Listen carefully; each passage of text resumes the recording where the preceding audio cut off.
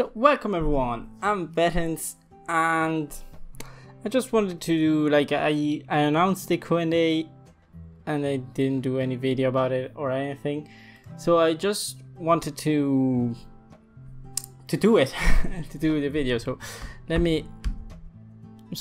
I had so many requests of so many questions to answer that this video would probably last 3 hours. So I'll answer the first one, okay? Oh my god, too many! Just one. Okay, so Cheese and Turtle, that is Jonathan King, asked me, what's your favorite video game of all time? So, Mr. Cheesy Guy. The thing is, I could answer with one game and end this video in about 4 minutes or less, but that would be a waste of time, I suppose. So I would actually do a little top 5 game that are my favorite games of all time, because it's hard to choose one, and I'll explain why. Okay, so here's the top 5. Okay, the first game, a little disclaimer, they're top 5. It says top 5, but it's not like the fifth and the first, like the fifth is the least favorite and the first is the most favorite. They're all the same level favorite, okay? And in this top 5 there are no shooting games, FPS games, or sports games, because as much as I love them, especially FIFA, I really love FIFA, it's not like I love it because I love football, and it's not really the game that I love, but all this backstory I create for myself. Like when it's just a little thing here, and then we're gonna go to the top 5. When I play the career mode, I basically do the career, like I invent my little press conferences, I invent some comments things and stuff like that. I do my own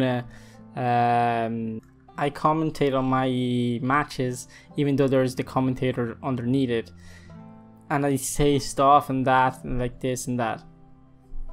That's like the thing I love in FIFA, but it's not in the game actually. So here's the top 5. So for number 5, let's start. It's a game called Mountain Blade. I wanted to do like a review of it and stuff like that. I really loved the game. It's a lovely game because it's a medieval you can talk like it's a medieval RPG game. You start as an adventurer going this new land, Caradia, and there you can create your own myth, your own legends, like what you can become. You can become a vassal of a kingdom, you can become an outlaw, or you can create your kingdom, and you can do whatever you want. You can get married, you can do anything you like, you can fight against other nobles or lords or jarls and stuff like that, and there's no limit of what you can do in that game. You can buy land, you can do the things and that, but the only like little slight thing that's like it's not really matter, it doesn't really matter, it's just like it's separated, it's like strategic RPG, something like that, because when you move around towns and stuff, you see in first person view or third person, and you can actually look at the buildings, walk around the streets and stuff. But when you run around the land of Caradia, the country, and if you want to go to a town, to a village, or a town to another town or something like that, it becomes like a strategy game, like maybe Empire Earth. You have your little horse. I have some screenshots on it. You have a little horse and you like move around, and that's the thing. You move around the country, you go in towns, you do this and you do that. You can have a lot of like and you just wander around like that. And another nice thing is like when there's a battle, you go against your enemy and you can talk. You can even maybe try to convince him to pass to your side, or maybe you fight, and then when you fight with you can choose maybe to make only your soldiers to fight, and you won't go into battle, or you can fight alongside with them, so it becomes a first person view or third person view, and you can choose like you can give commands to the archers: stand here, fire at will, move the cavalry, the infantry. You can do everything, and you can choose all the people in your party what kind of units they are, and you can recruit even NPCs that don't have name, just have them inside of your party as an army. So that's really nice about Mount & Blade, and I really recommend look at it. I play at Mount & Blade Warband. That's the updated version of Mount & Blade, and you can find them cheap enough, around like $10 or something like that. So number four is Skyrim / Morrowind. Why I chose these games? I chose these games because when I was small, I remember playing I remember playing Morrowind, and I didn't understand nothing of it. I remember one day, like when I was 12 and I wanted to finish Morrowind, I downloaded the guide saying where you had to go and stuff like that, what you had to do. It was like a 60-page guide, like 60 A4 piece of paper,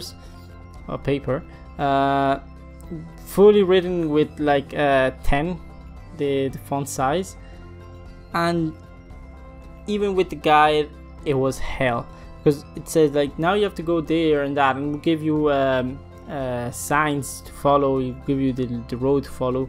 But a different like the thing that differs from Oblivion or Skyrim is basically that nothing on your map is signed by a quest. Like if you discover something, it's because you discovered it, not because like it's not like, let's take Skyrim for example.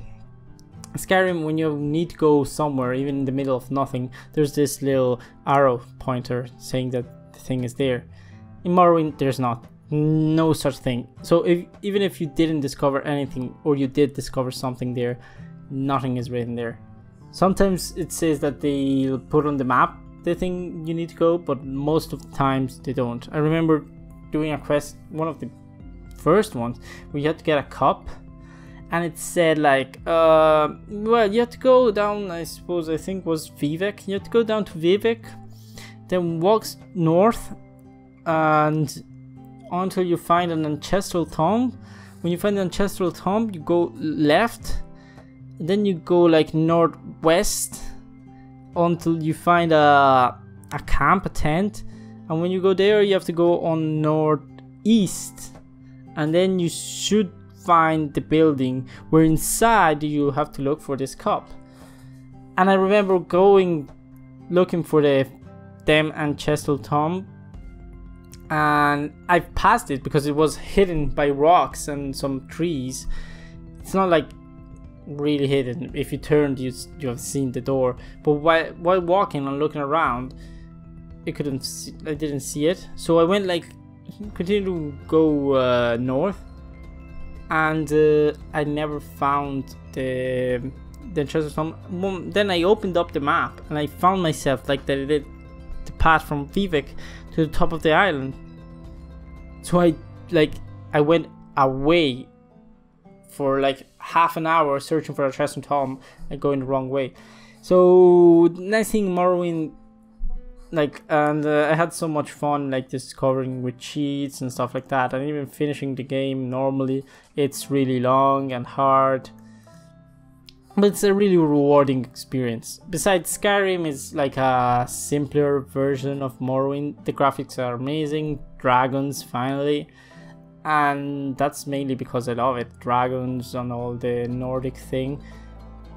It's a little bit simpler, but I remember it is long, but I remember like finishing in 1 week the main quest. It took like a month to finish the whole game, all quests and stuff, and another 2 weeks to finish all the DLCs quests, because Earthfire you need to build houses, and that's it. That was for Skyrim and Morrowind. I think they're like nice games. So number three is there's a game, it all became like dark all of a sudden. I think it's nearly raining. So as I was saying, I turned on the light.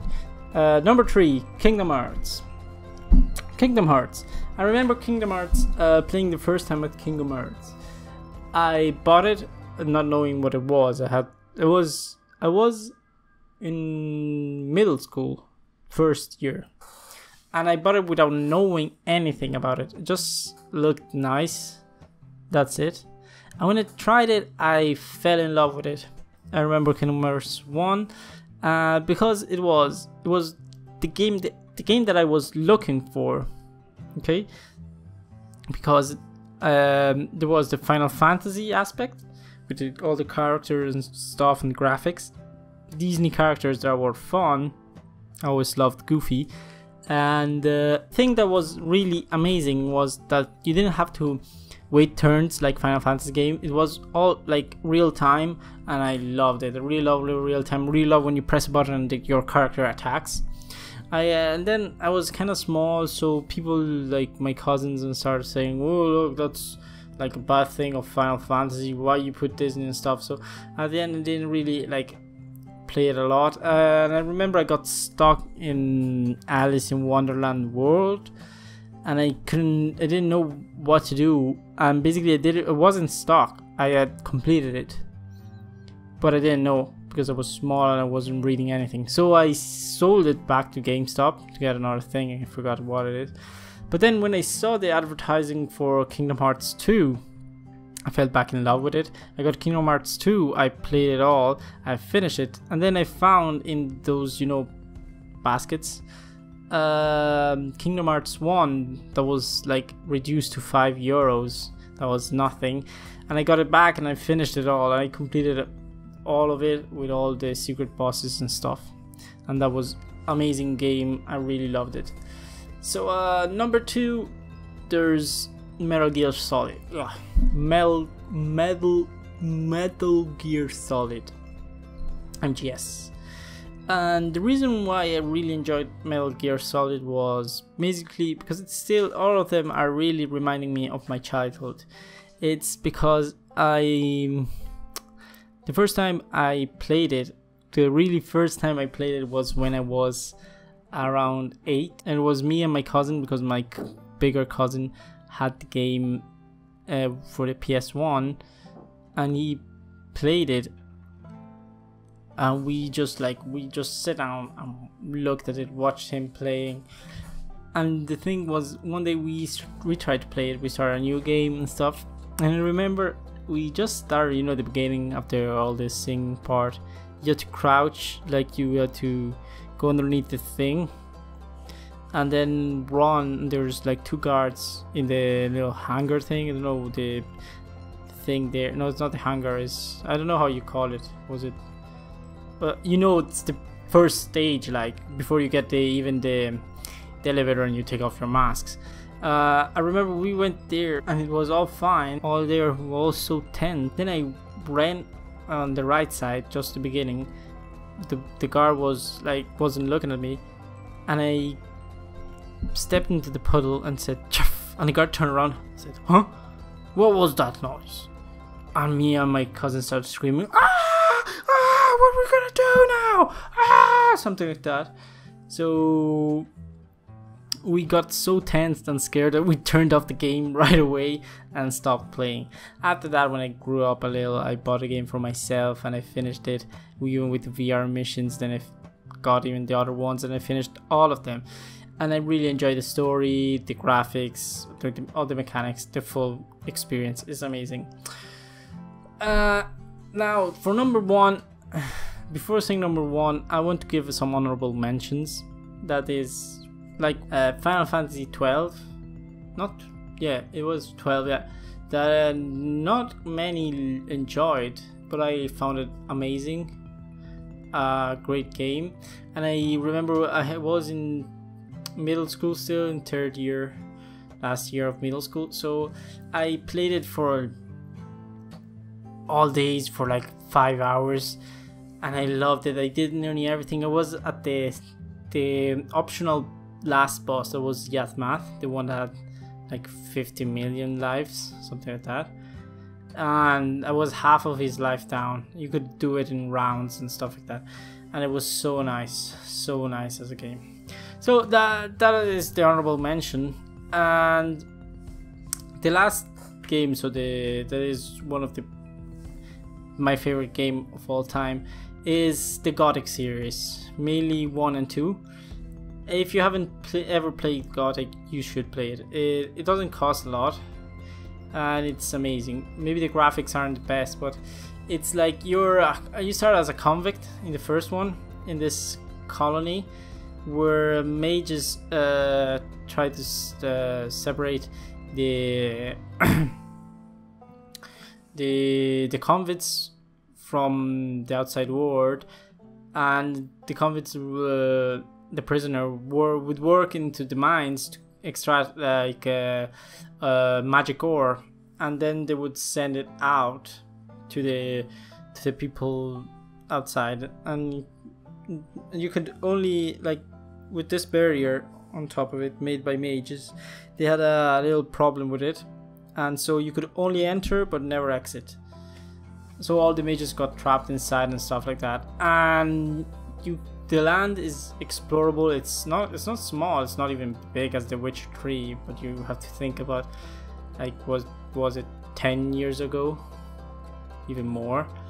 So the land, it's nice to explore. The game is nice to play. The mechanics are good, and the story is amazing. For first and second one are amazing games. The third one kind of gets a little bit too bigger. It kind of slow, like, kind of slips away the story. I don't know if this video made sense, but these are my top 5 games. So thank you, Cheesy Man, Mr. Cheese and Turtle, link in description even for him. He's a really great guy. You should look at these videos and subscribe to him. So as I said, thanks for this question. I didn't get any other questions, so sad. No, it's not true. And that's it for the awesome Q&A. It took like a lot of time. So one last thing I wanted to say. So I wanted to end the thing saying what is like why I started doing a YouTube channel. It's just gonna be fast, quick thing. So I started to entertain people. I wanted to bring out myself and maybe make someone happy and stuff. And the thing, like, I could talk about it for hours and I enjoy talking about it. I just want to end it on the thing that it's not just for me, for why I started a YouTube channel, but it could always be for you, on all the things you love to do, on all the things you started to do, on your hobbies, your passions, your work, and everything. The thing is a quote. I wanted to quote, and the quote is from Walt Whitman. O me, O life. So it's the answer to the question. Even this poem, it's amazing. If you want, the link is in the description.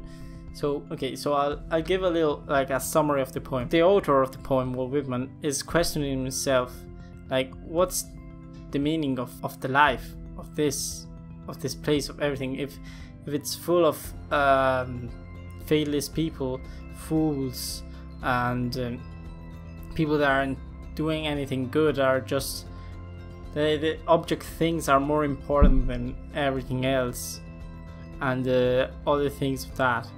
So the question is, what's the reason, like, of living here like this? What's the reason? And the answer is amazing. So here's the quote: that you are here, that life exists, an identity, that the powerful play goes on, and you may contribute a verse. So I'm gonna leave you with this. Let me know what you think about this little topic. Thanks to top 5.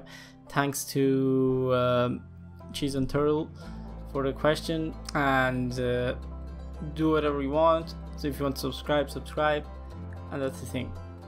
Just think about everything you do, all the passion and stuff. Try to contribute with a verse in this awesome play that is the life. So Thank you so much for watching and see you in the next one. Bye.